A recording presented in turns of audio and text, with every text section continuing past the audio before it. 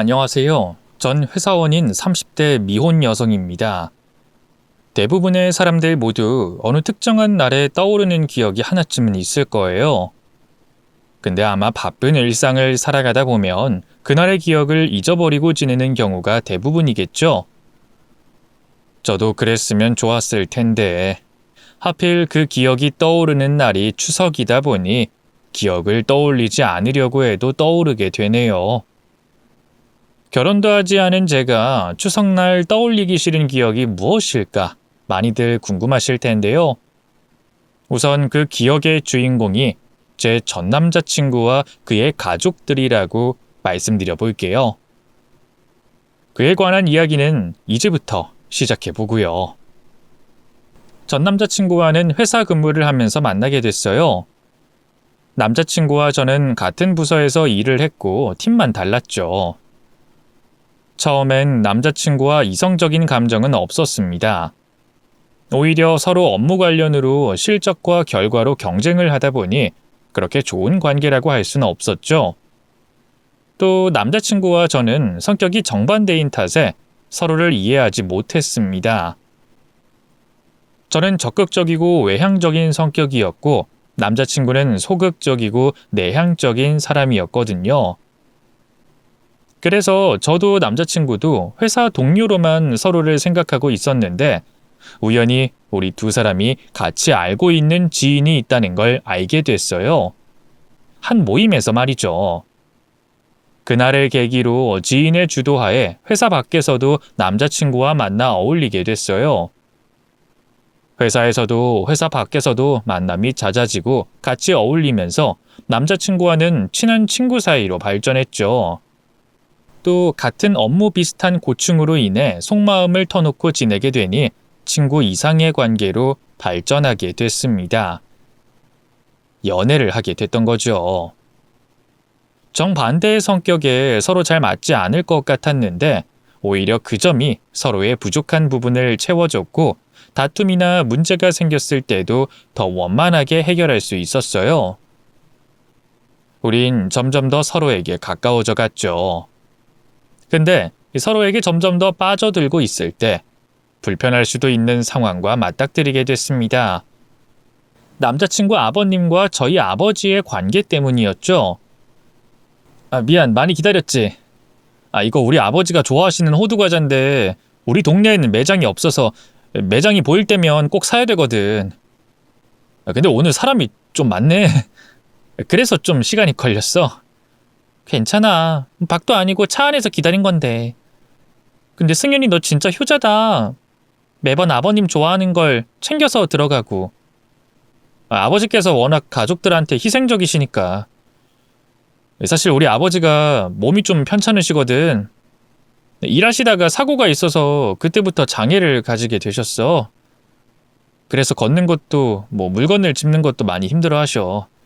그런데도 가족들 일이라면 뭐든 어떻게든 다 해주려고 하시고.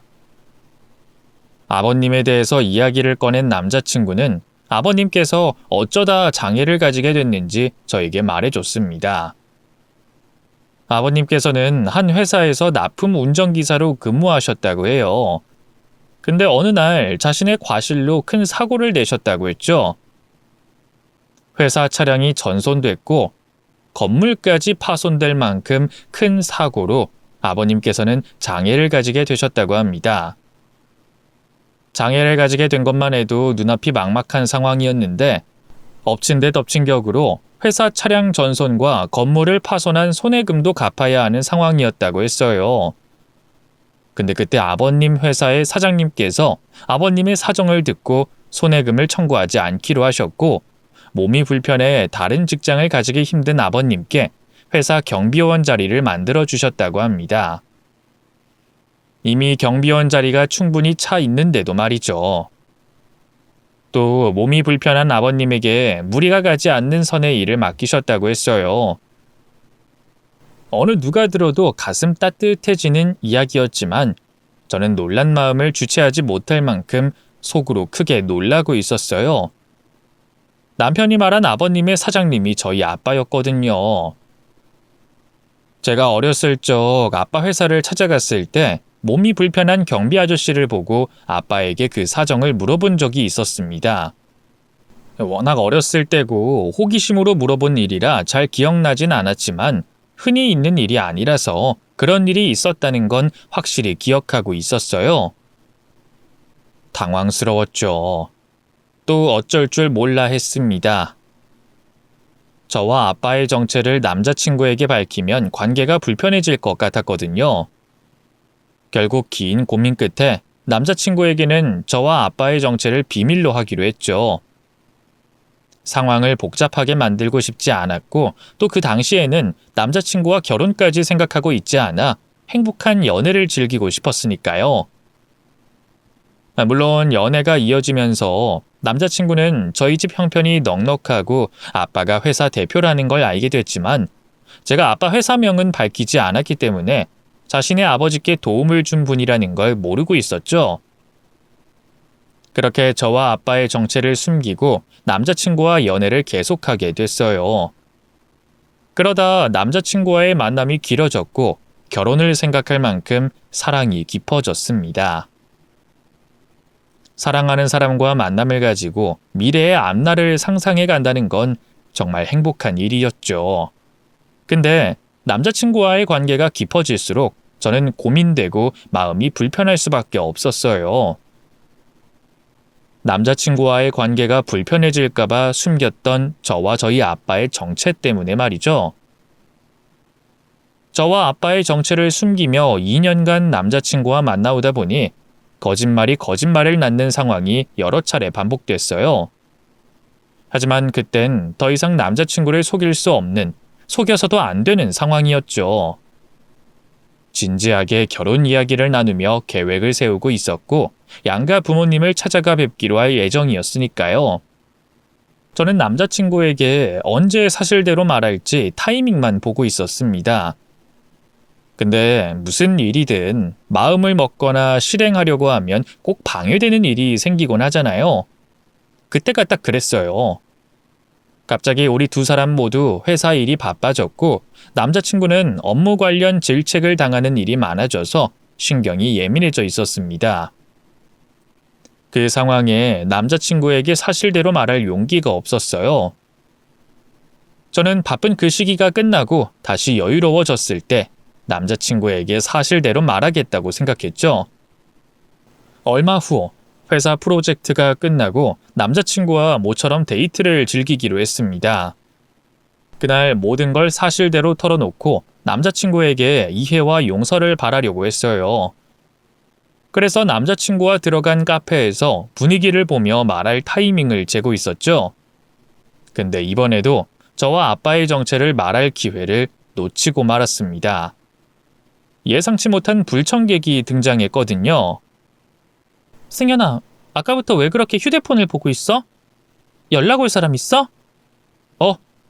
아니, 그냥 몇인지 궁금해서. 그럼 내가 하는 말에 집중할 수 있는 거지? 사실 나 오늘 승현이 너한테 솔직하게 할 말이 있는데. 내가 처음부터 솔직하게 말해야 했는데 처음엔 우리 관계가 이렇게까지 깊어질 줄 모르고 괜히 우리 두 사람 사이가 어색해지고 불편해질까봐 숨겼던 거야. 너랑 더 편하게 연애를 즐기고 싶어서. 그러니까 이해해줬으면 좋겠어.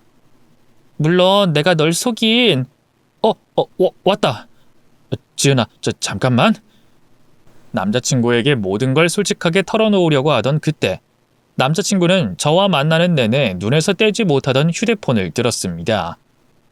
전화가 왔거든요. 대충 보아하니 조금 전까지 제가 한 말을 휴대폰에 집중하느라 제대로 듣지 못한 모양이었어요. 기분은 나빴지만 한편으론 안도가 되기도 했습니다. 남자친구에게 말하면서 심장이 콩알만해질 만큼 긴장을 하고 있었거든요. 그래서 안도의 한숨을 내쉬며 남자친구가 하는 전화통화를 듣게 됐죠. 그런데 통화 내용이 좀 이상했습니다. 남자친구가 누군가에게 저희가 있는 곳을 설명하는 것 같더라고요. 그러니까 그 아까 밥 먹은 곳에서 쭉 오다 보면 사거리가 나와. 거기서 좌측으로 꺾고 조금 오다 보면 그 흰색의 원목으로 인테리어 된 카페 나오거든? 거기에 있어, 누나. 같이 있지. 알았어. 통화를 하는 사람이 남자친구 누나인 것 같더라고요. 그리고 지금 저희가 있는 카페로 오고 있는 것 같았고요. 저는 남자친구가 통화를 끊자마자 무슨 일인가 물어보게 됐어요. 누나분이 여기로 오셔? 그럼 아까부터 휴대폰 쥐고 있던 게 누나분 연락 기다렸던 거야? 나한텐 누나분 온다고 말 안 했잖아. 그게 실은 아까 누나랑 밥을 먹었는데 지은이 너랑 약속 있다는 걸 듣고 너 얼굴 보고 싶다면서 나한테 쪼르는 거야. 내가 안 된다고 하긴 했는데 뭐 무조건 따라온다고 고집을 피워서. 누나 온다고 말하면 지은이 네가 부담스러워서 그냥 가버릴까 봐 먼저 말 못했어. 미안. 남자친구에게 어떤 귀뜸도 받지 못했던 저로서는 당황스럽기만 한 상황이었습니다. 그런데 그 당황스러운 마음을 진정시키기도 전에 남자친구의 누나, 그러니까 제게 예비 시누이가 되는 사람이 카페로 들어섰죠. 처음 예비 시누이를 봤을 때만 해도 남자친구와 닮은 인상에 마음을 좀 놨습니다. 남자친구 성격이 워낙 조용조용하고 차분한 편이라 비슷할 줄 알았거든요. 그런데 그건 제 착각이었어요. 안녕, 네가 지은이구나? 나 승현이 누나야. 우리 승현이한테 들어보니까 곧 결혼 인사하러 집에 올 거라며? 그럼 내가 올케라고 불러도 되지? 호칭은 빨리 입에 붙을수록 좋으니까. 넌 편하게 형님이라고 불러. 네? 네. 만나자마자 절 아랫사람 취급하던 예비 시누이는 누가 보더라도 결혼 전 기선제압을 하려고 한다는 걸 알 수 있을 정도로 제게 막대했어요. 당연히 기분이 나빴죠. 그래도 내게 시누이 될 사람이라고 하니 뭐 한눈에 봐도 일부러 행동하는 게 느껴지니 제가 참았습니다. 듣기 힘든 말은 한 귀로 흘리고 웬만해서는 시누이가 원하는 대답을 하려고 노력했죠. 시누이도 제가 고분고분한 태도를 보이자 꽤 당황하는 모습이었어요. 제 풀에 기가 꺾여 있으니 자기가 계획한 대로 대화가 이어지지 않았던 거죠.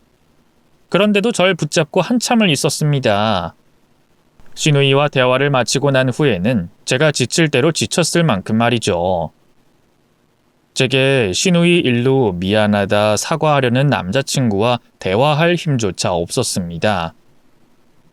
그날은 제 목적이었던 저와 아빠의 정체를 남자친구에게 밝히지 못한 채 그대로 집에 돌아가 쉬게 됐죠. 이후 다시 한 번 더 타이밍을 보다 남자친구에게 저와 아빠에 대해서 말하려고 했어요. 그런데 이번에는 남자친구 어머님이 제게 연락을 해온 겁니다. 여보세요? 혹시 신지은 씨 번호가 맞나요? 네, 그런데요. 누구시죠? 네가 지은이구나. 나 승현이 엄마야.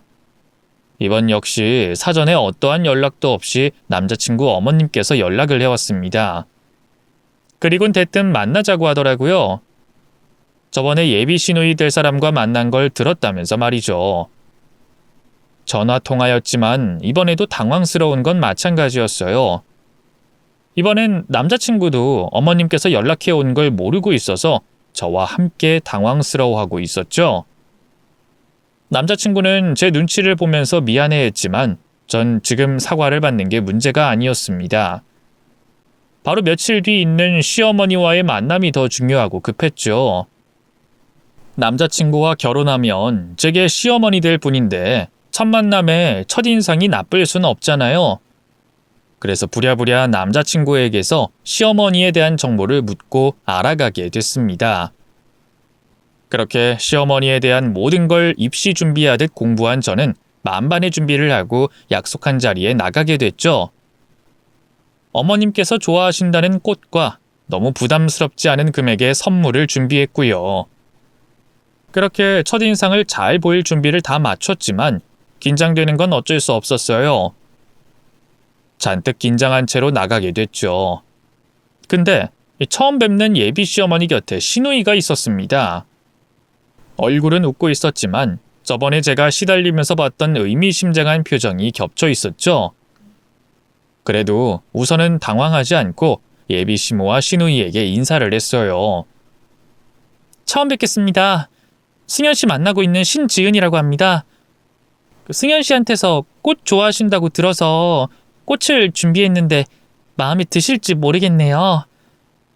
그리고 이건 화장품인데요. 어떤 피부 타입인지 제가 몰라서 다 쓸 수 있는 에센스로 준비했어요. 아유, 번거롭게 뭐 이런 걸 다. 아유, 고마워. 잘 쓸게. 근데 우리 지은이가, 지은이라고 해도 되지? 꽃 한 식구들 사이인데. 네, 그럼요. 그럼 지은아, 꽃하고 이런 건 너무 진부하지 않니? 들고 다니면서 사람들 시선 받는 것도 좀 부담스럽고.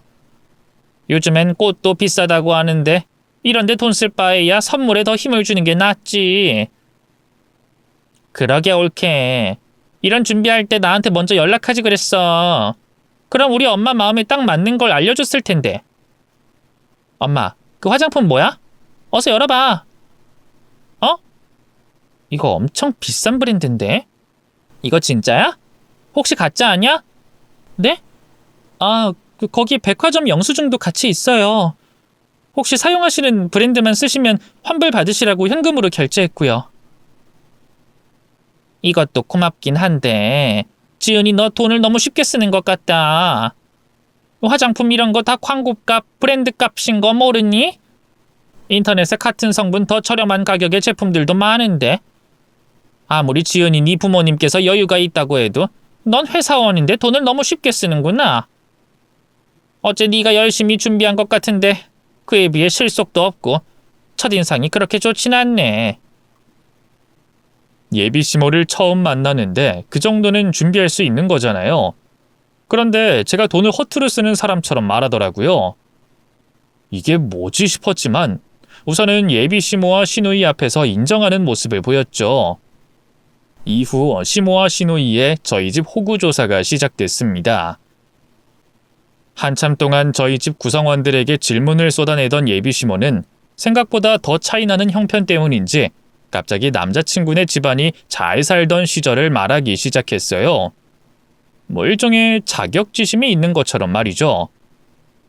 그러다 말이 이상한 쪽으로 흘러갔어요. 저보고 남자친구를 기죽일 생각하지 말라고 했습니다.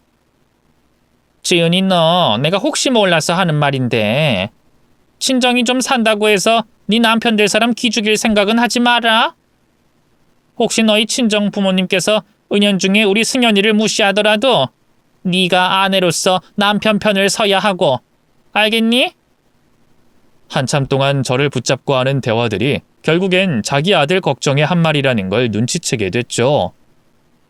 그 문제라면 저나 저희 부모님 모두 그럴 사람도 아니었고 그럴 생각도 없었습니다. 그래서 예비 시모와 시누이를 안심시키기 위해 그 점은 걱정하지 말라고 안심을 시키며 두 사람 비위를 맞춰줬죠. 그럼에도 예비 시모와 시누이의 기선제압은 몇 시간 동안 이어졌습니다. 그때마다 두 사람 마음에 드는 대답을 하면서 버티고 또 버텼죠. 한참을 시달린 끝에 자리를 떠날 때는 저 스스로 대견스러울 정도로 제가 아주 잘 처신했다고 생각했어요. 그렇게 또 한 번의 큰 고비를 잘 넘겼다고 생각했습니다. 미리 예방주사를 맞은 겸이 됐으니 앞으로 예비시댁에 찾아가 결혼 인사를 드릴 땐 한결 마음이 편하겠다고 생각했죠. 그런데 종잡을 수 없는 남자친구의 가족은 또 한 번 더 절 당황스럽게 만들었습니다. 아직 결혼 인사를 드리기도 전인 상황에 저보고 추석날 예비시댁으로 찾아오라고 말하더라고요. 네, 어머님. 그래, 저번엔 잘 들어갔니? 난 저번에 너랑 만났던 자리가 너무 좋았는데. 네, 저도 좋았어요. 그렇지? 그럼 곧 다가오는 추석에 우리 집으로 오지 않을래? 그냥 결혼 전에 우리 집 명절 분위기는 어떤지 보고 또 가족들과 한 발짝 더 가까워질 겸 찾아오면 좋을 것 같은데. 부담스럽게 생각하지 말고 그냥 마음 편히 와라. 저번에 만난 것처럼 생각하면 돼. 장소만 우리 집으로 바뀐 것뿐이지. 어때? 괜찮지? 절대 괜찮을 수가 없었습니다. 추석날 예비시댁에 가는 게 어떻게 편할 수가 있겠어요. 어떻게든 좋게 생각하려고 해도 좋게 받아들여지지가 않았습니다. 예비 시모가 제게 말은 좋게 했지만 이제까지 제게 한 전적이 있었잖아요. 거기다 명절날 찾아간다면 저희 부모님도 아시고 계셔야 하는 일이니 거절할 생각에 가까워지고 있었죠. 그런데 오히려 저희 부모님께서 제게 예비시댁에 찾아가 보라고 설득을 하셨어요. 두 분은 예비시모가 하는 말을 그대로 믿으시는 것 같았죠. 아유, 설마 그렇게까지 말씀하셨는데 명절날 일을 시키시겠니? 아직 정식으로 가족이 된 것도 아닌데. 정말 결혼 전에 너와 가까워지고 싶어서 그러신 것 같다. 명절 연휴 아무 때나 오라고 하셨다며? 그럼 우리 집 차례 마치고 찾아가서 좋은 인상 한 번 더 새기고 와. 두 분의 설득에도 제 마음은 내키지 않았지만 전체적인 상황이 제가 예비시댁에 찾아가도록 만들고 있었습니다. 결국 추석날 예비시댁에 가기로 마음을 먹었죠. 찾아간다고 제가 손해볼 건 없었으니까요. 오히려 점수를 땄으면 땄지. 그렇게 추석 당일이 됐고 저는 집에서 차례를 마친 뒤 예비시댁에 갈 준비를 했어요. 사실 뭐 준비라고 할 건 딱히 없었죠. 시누이가 2번, 3번이나 전화해서 따로 챙기고 올 건 없다고 말했거든요. 네, 형님. 어쩐 일로 전화하셨어요? 그냥 뭐 이제 한가족 될 사람이니까 전화하는 것도 익숙해지려고 전화했지. 그리고 혹시나 해서 한 번 더 말해드려고. 무슨 말씀이요? 내가 저번에도 말했지? 추석날 우리 집에 찾아올 때 따로 준비해올 거 없다고. 물론 올케 마음이 어떨지 충분히 이해되거든? 뭐 다른 날도 아니고 명절날 예비시댁에 처음 오는 건데 잘 보이고 싶기도 하고 부담도 많이 되겠지. 근데 내가 저번에도 말했지만 정말 다른 뜻이 있어서 오라는 건 아니니까 부담 갖지 말고 두 손도 가볍게 가지고 와. 그래도 어떻게 빈손으로 가요. 예비시댁이 아니라 다른 집에 인사드리러 가더라도 약소하게 준비해야 하는 건데. 정말 안 그래도 된다니까. 그럼 우리가 더 불편해. 만약에 올케가 작은 거라도 가지고 오면 우리 부모님 엄청나게 부담스러워할 거야. 올케 괜히 불렀다고 생각할 거라고. 알겠지? 내가 이렇게 3번이나 전화하는 거 보면 빈말 아니라는 거 믿어지지? 그러니까 꼭 두 손은 가볍게, 마음은 편히 가지고 와. 솔직히 시누이에게 2번째 전화를 받았을 때까지만 해도 빈말이라고 생각했습니다. 오히려 일종의 테스트라고 생각해서 어떤 선물을 가져가야 할지 고민할 정도였죠. 그런데 마음 편히 따로 선물을 준비하지 말고 오라는 전화를 3번째 받는 순간 내가 무엇인가 가져가면 정말 부담스럽게 느껴지겠구나 싶었고 다른 뜻 없이 가족이 될 사람과 함께하기 위해 날 부르시는구나 싶었어요. 그래서 다른 의심하지 않고 정말 두 손 가볍게 가지고 찾아갔죠. 물론 마음은 전혀 편하지 않았습니다. 아무리 마음을 편히 가지려고 해도 예비시댁에 그것도 명절날 찾아가 뵙는 자리였으니 편할 수가 없었죠.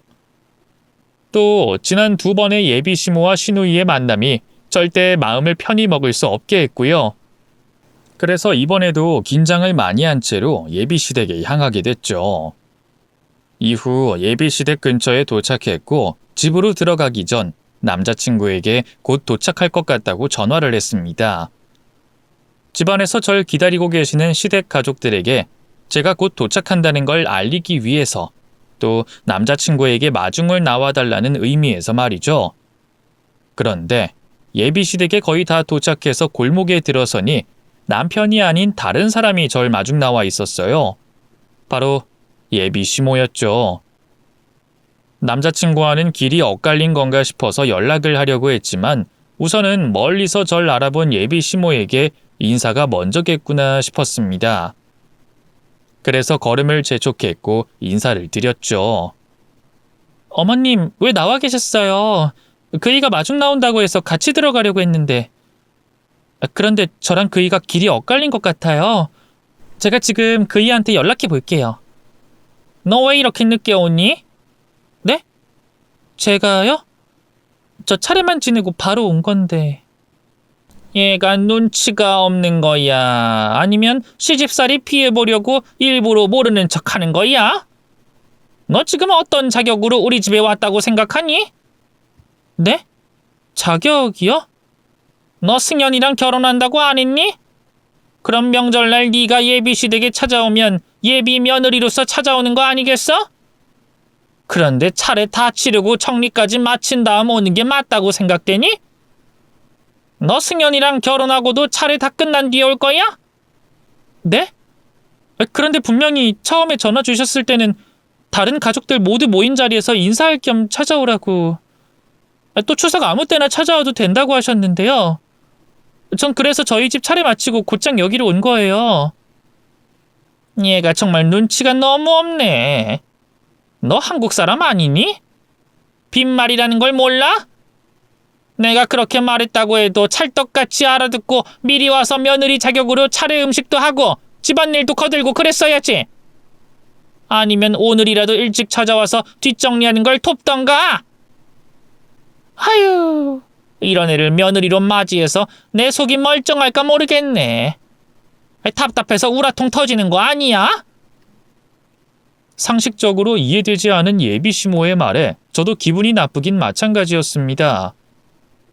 시모가 한 말을 쉽게 말해보자면 저와 남자친구가 곧 결혼할 사이니까 친정집 차례 지낼 생각하지 말고 예비시댁으로 찾아와 며느리 노릇을 하는 거 아니에요. 며느리 노릇도 아니죠. 시집살이 살라는 거 아닙니까? 아직 양가에 정식으로 결혼 인사를 한 것도 아닌 상황인데 말이죠. 어처구니가 없었어요. 제가 왜 이런 말까지 들어야 하나 싶어서 기가 찼죠. 그래도 그때까지는 기분 나쁜 제 속마음을 겉으로 표현하진 않았습니다. 남자친구와 결혼할 생각을 가지고 있었으니까요. 그런데 그 다음 예비 시모의 행동으로 인해 결혼이든 뭐든 다 필요 없다는 마음이 생기게 됐죠. 그리고 너 왜 맨몸으로 찾아왔니? 너 진짜 우리 집에 놀러 오듯이 왔구나. 아니, 놀러 온다고 해도 그렇지 어떻게 아무것도 안 들고 올 수가 있어?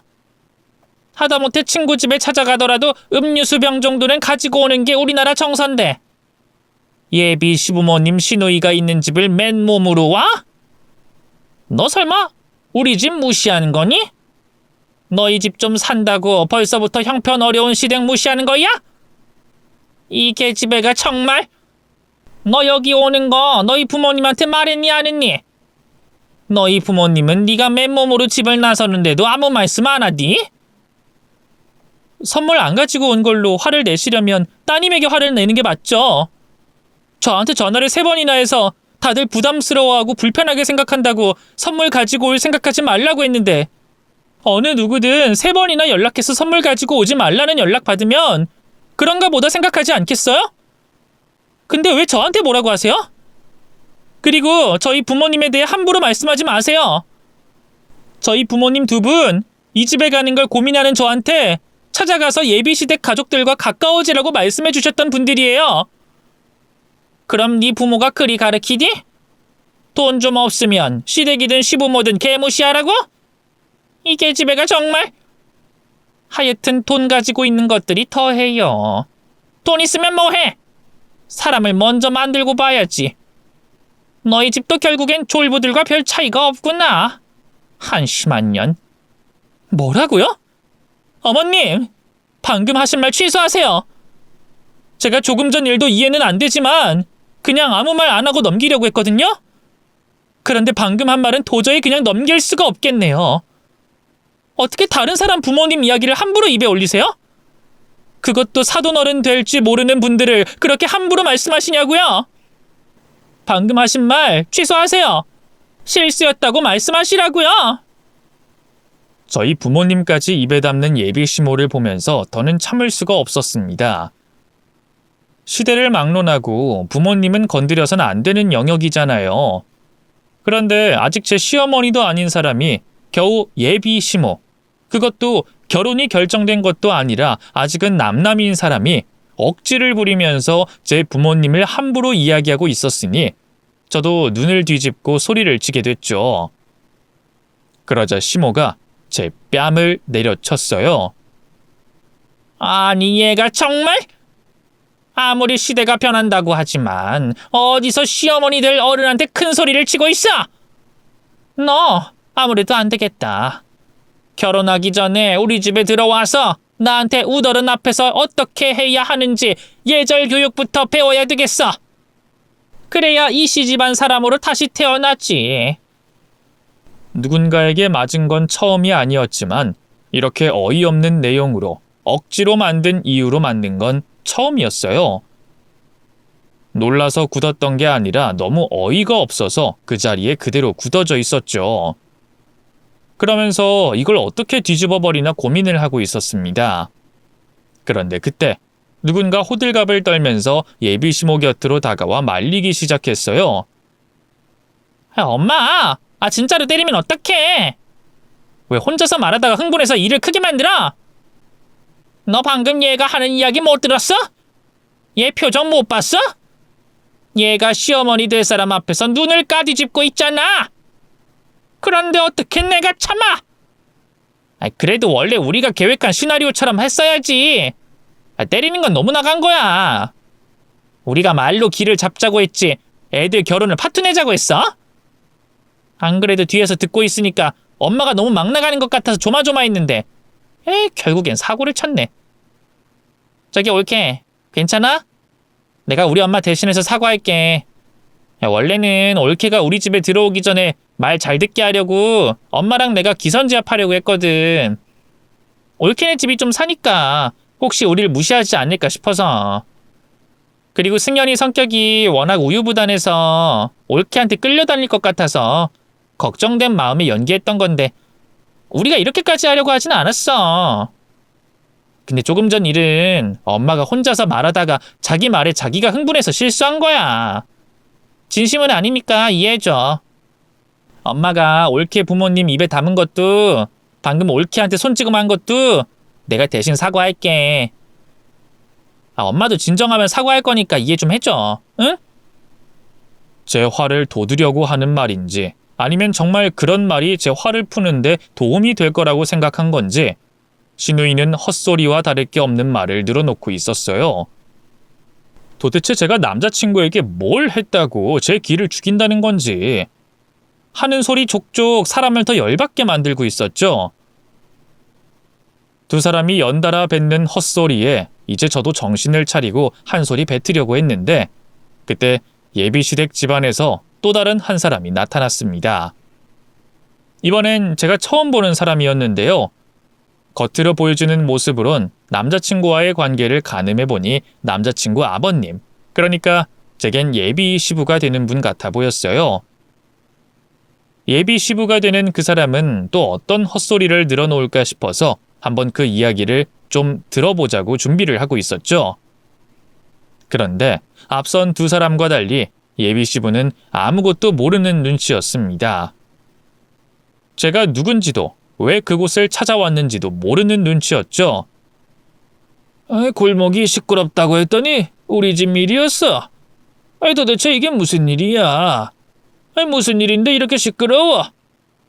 그리고 저 여자분은 누구고? 아빠, 그게 말이죠. 신우이는 제게 했던 말 그대로 자신의 아버지께 설명을 하게 됐어요. 예비 시부는 딸이 하는 이야기를 들으면서 어이가 없다는 표정을 짓고 있었고요. 그러면서 그 어이없는 일을 당한 저에게 두 사람을 대신해 미안하다는 표정을 짓고 빤히 쳐다보고 있었습니다. 그러다 눈동자가 점점 동그랗게 변하며 딸이 하고 있던 말을 끊었죠. 그리고는 제 앞으로 다가와서 제 머리부터 발끝까지 확인한 다음 어쩔 줄 몰라 하는 겁니다.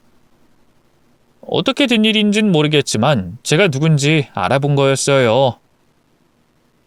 아니 이게 어떻게? 그럼 승연이가 만나고 있다는 여자친구가 이 여자 아니 이분이셨다고? 그러면 방금 승혜 네가 말한 일의 피해 당사자가 이분이라는 거야? 아니 어쩌다 이런 인연이? 여보, 당신 뭐라고 하는 거예요? 그리고 며느리 될 사람한테 분이라고 해도 돼요? 안 그래도 우덜은 예절은 다 씹어먹은 앤데 윗사람 대접해주면 어떻게 하자는 거예요? 뭐? 당신 미쳤어? 이분이 어떤 분의 자제분인 줄 알고 그딴 소리를 해? 도대체 정신이 있는 거야 없는 거야? 왜 하지 않아도 될 행동을 해서 일을 만들어? 왜 가만히 있질 못하냐고? 여보, 왜 그래요?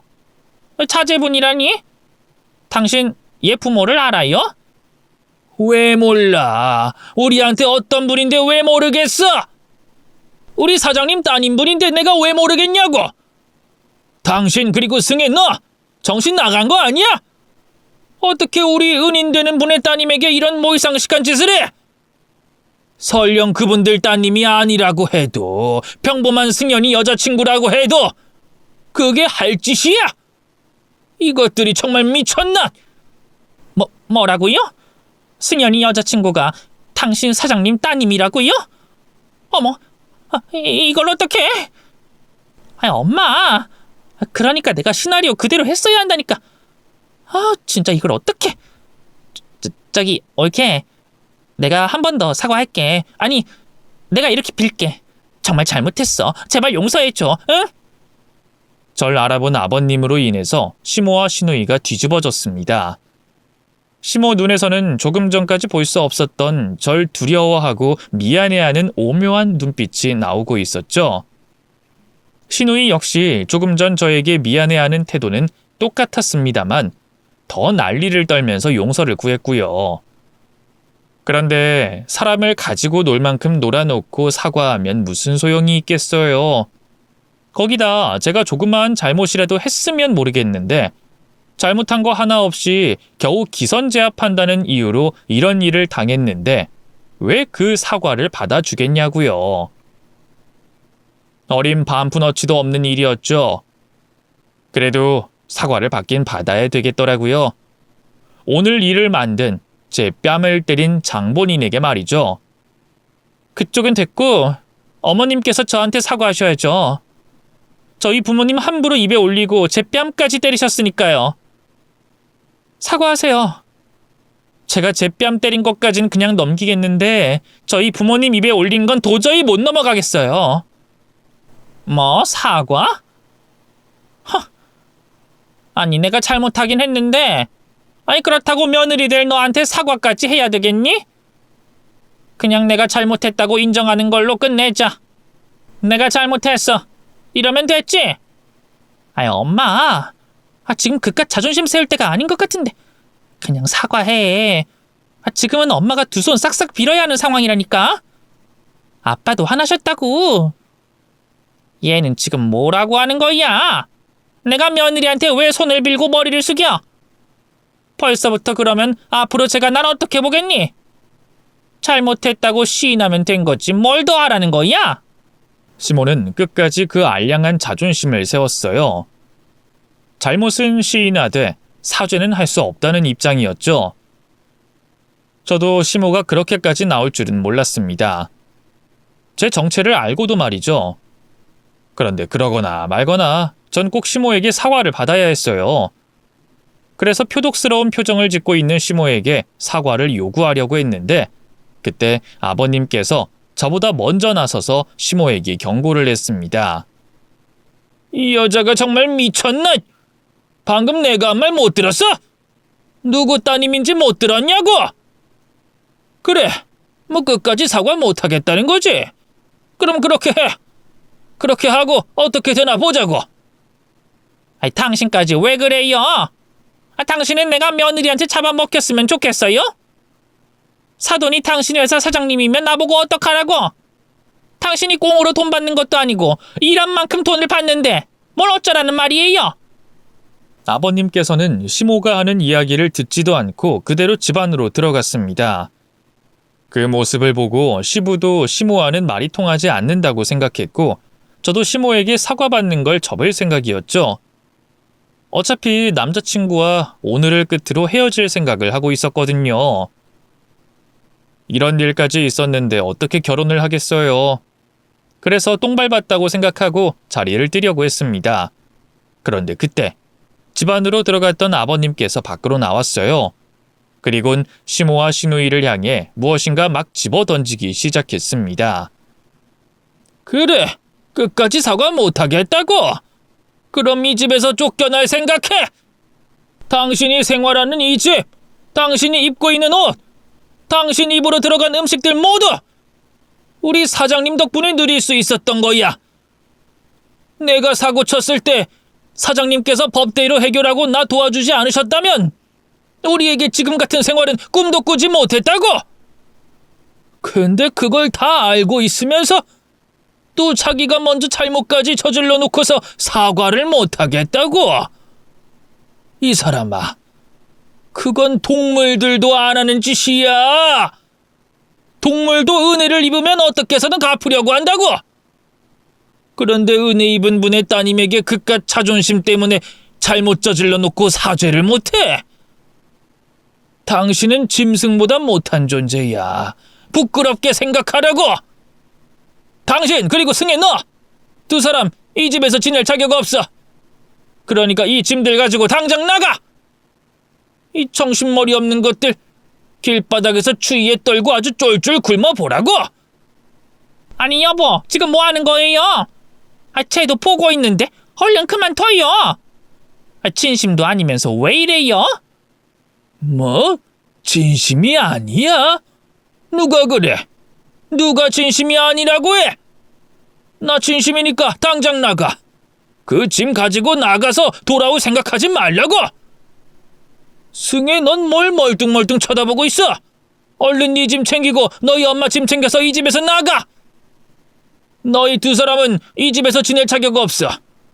손가락 빨다 죽을 상황에 도움 준 분의 따님에게 이게 무슨 짓이야? 어디서 이런 못된 짓을 하라고 배운 거야? 아빠, 나는 올케한테 미안하다고 용서해달라고 빌었는데. 엄마, 얼른 잘못했다고 빌어. 그러게 내가 뺨 때리는 건 심했다고 진작에 말했잖아. 아빠 진심이야. 진짜로 우리 쫓아낼 생각이라고. 그러니까 얼른 빌어. 그제야 시몬은 문제가 심각하다는 걸 깨달은 모습이었습니다. 아버님 눈치를 보고 시누이와 알 수 없는 사인을 보내며 상황이 좋지 않게 흘러간다는 걸 확인하고 있었죠. 결국 끝까지 굽혀지지 않은 시모의 자존심이 꺾이게 됐어요. 제게 두 손을 싹싹 빌면서 용서를 빌기 시작한 거죠. 예, 지은아, 내가 이제까지 일은 잘못했다. 이렇게 빌게. 내가 변명을 해보자면 널 나쁘게 본 건 아니야. 나쁜 감정을 가진 적도 없었고, 아까도 우리 승혜가 말했지만 정말 단순히 우리 집안과 너희 집안이 경제적으로 차이가 나서 잘못된 행동을 했던 거다. 혹시 네가 우리를 우습게 보면 어쩌나 싶어서. 왜 그 잘나가는 집 여자가 자기 남편 시댁 식구들 무시하는 경우가 종종 있잖니. 아들 가진 사람으로서 나도 그런 일 생길까봐 걱정된 마음에 행동했던 건데 내가 너한테 심하게 했던 것 같다. 미안해. 그리고 너희 아버님 어머님 이야기를 함부로 입에 올린 것도 미안하고 그 외에 내가 잘못한 걸 네가 집어주면 전부 다 사죄하마. 정말 미안하다 지은아. 앞으로는 내가 너 기잡겠다는 생각은 꿈에도 꾸지 않으마. 물론 네가 따로 기잡을 만큼 드세 나이가 아니기도 하고. 어쨌든 우리 승연이 아내로서, 우리 며느리로서, 가족으로서 널 아끼겠다고 약속할게. 이번 일 정말 미안하고 내가 다 잘못했다. 올케, 나는 아까 전부터 올케한테 미안하다고 말한 거 알지? 그러니까 미안하다는 말보단 앞으로 내가 어떻게 하겠다는 걸 말할게. 앞으로 우리 승연이랑 결혼하고 나서 엄마나 승연이가 올케 힘들게 하는 일 있으면 그때 나한테 말해. 내가 두 사람 혼내줄 테니까. 그리고 나랑 엄마가 저지른 일에 대해선 다시 한번 잘못했다고 빌게. 정말 미안해. 드디어 지난 일들에 대한 사과를 예비 시모에게 받게 됐어요. 시모가 제게 해오는 사죄가 진심이든 진심이 아니든 상관없었습니다. 잘못했다고 용서를 빈 거면 끝이었어요. 이제 시모에게 사과까지 받았으니 더는 그 자리에 제가 있을 이유가 없었죠. 전 두 사람이 한 말이 끝나자마자 뒤를 돌아서서 집으로 돌아갔습니다. 그런데 집으로 돌아가고 있던 중에 뒤에서 남자친구가 헐레벌떡 뛰어오더라고요.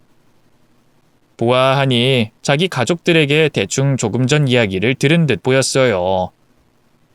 절 붙잡고 미안하다며 용서를 빌기 시작했죠.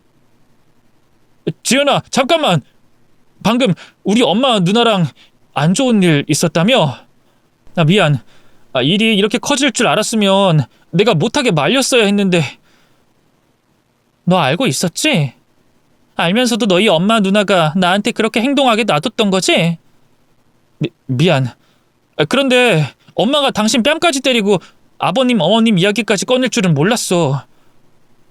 또 지은이 너희 아버님께서 우리 아버지 은인이실 줄은 꿈에도 몰랐고. 정말이야. 엄마 누나가 그냥 결혼 전에 기 잡는 거라고, 별거 아니라고 말하길래. 그래서 그 난리가 벌어졌는데 네 모습이 안 보였구나. 왜? 너희 엄마가 길 엇갈린 척하면서 다른 데 가서 기다리라고 했어? 나 기 잡는 동안? 네가 더 나쁜 새끼야, 알아?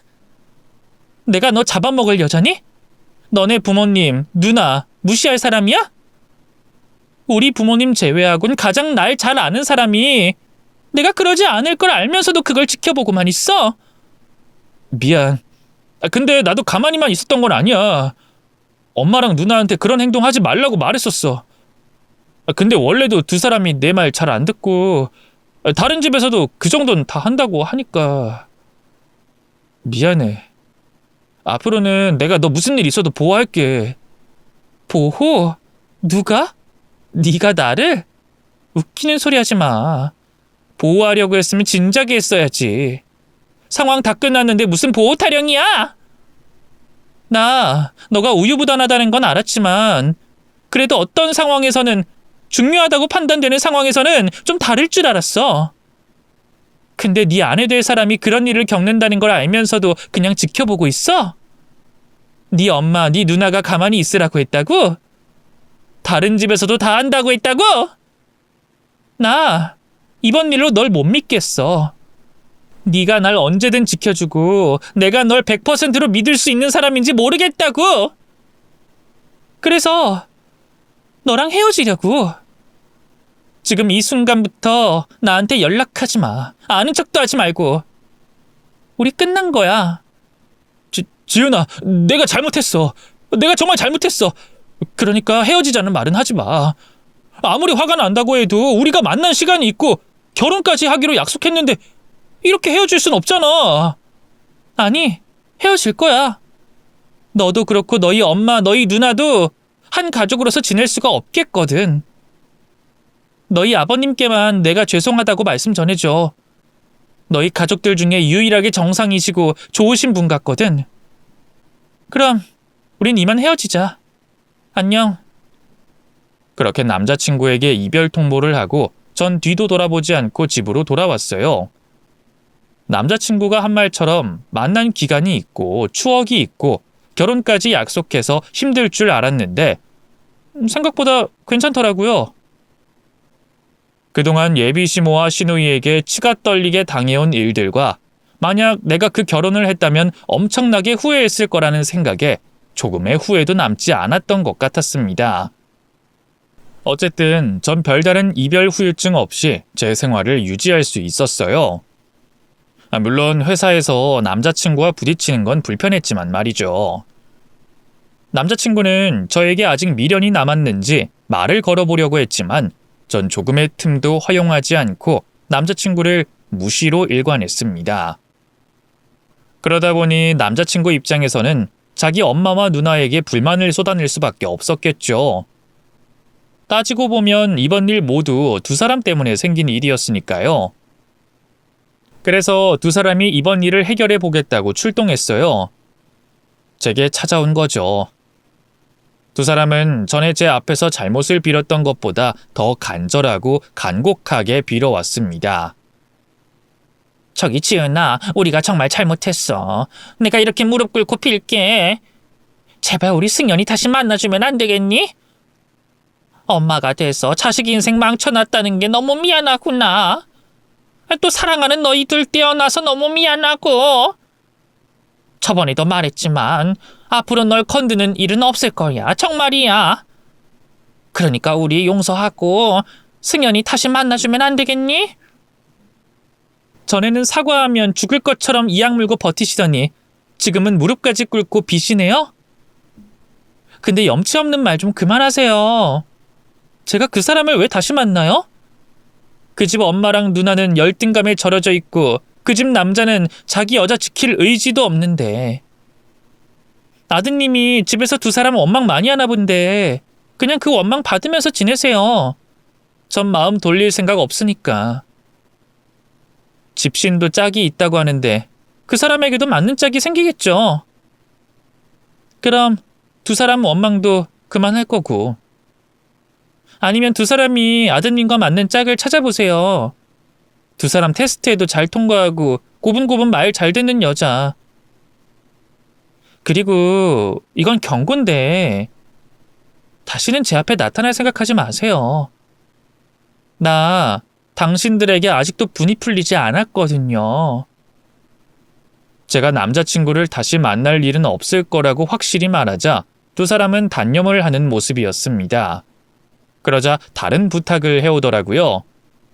그럼 우리 애 아빠 부탁이라도 할게. 혹시 우리 때문에 그이가 피해보는 일이 없었으면 해. 회사에서 잘리거나 업무적으로 힘들게 한다거나.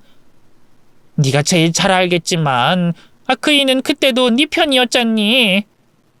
우리가 생각이 짧아서 잘못 행동했던 거고. 이건 들어줄 수 있지? 진짜 어이가 없네. 그런 생각들밖에 못해요? 제가 두 사람에게 그런 일을 당했다고 저희 아빠한테 쪼르르 달려가서 아버님 해코지하라고 부탁할 것 같아요? 그리고 우리 아빠가 그런 부탁을 들었다고 그런 치사한 짓 할 사람으로 생각돼요? 하여튼 생각하는 것도 어쩜 저렇게 자기 그릇을 보여주는지. 저도 그렇고 저희 아빠도 그렇고 사사로운 감정을 다른 일에 끌고 가는 사람들 아닙니다. 두 사람처럼 비겁하게 행동할 사람들 아니라고요. 만약 그런 사람들이었다면 진작에 무슨 일이 있어도 있었겠죠.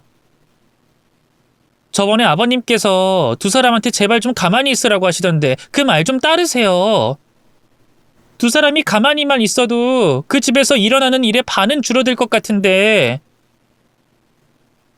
이 정도면 조금 전 질문엔 충분히 대답이 된 거죠? 그럼 저희 두 번 다신 보지 말자고요.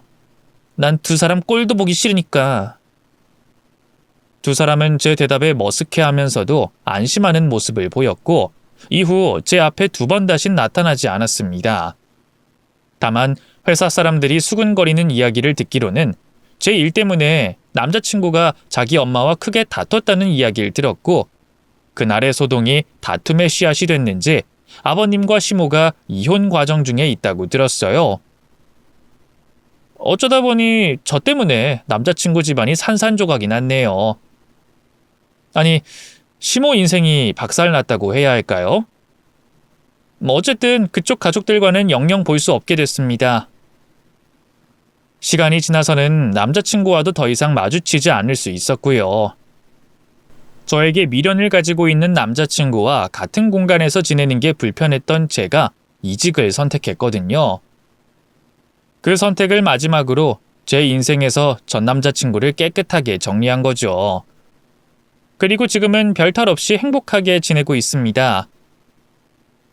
그러한 일을 겪은 게 좋은 일이라고는 볼 수 없겠지만 저 개인적으로는 다행이라 생각하는 일이에요. 만약 그러한 일도 없이 그 남자친구를 선택해 결혼했더라면 결혼 생활을 하는 동안 시모와 시누이에게 어떤 일을 당했을지 모르잖아요. 그땐 결혼하고 난 뒤라 제가 단호하게 행동하지 못했을 확률도 높고요. 그래서 결혼 전에 그런 일이 있었다는 걸 다행으로 생각하고 있습니다. 앞으로는 이번 일을 교훈 삼아 제 남편이 될 사람뿐만 아니라 그의 가족들까지 유심히 지켜보고 알아간 다음 결혼을 선택하려고 해요. 어른들이 말한 것처럼 결혼은 두 사람만이 하는 게 아니라 집안 대 집안이 하는 거란 걸 알게 됐으니까요. 곧 좋은 남자와 그의 가족들을 만날 수 있길 바라며 저는 이만 끝인사를 드리겠습니다. 제 사연 읽어주셔서 감사합니다.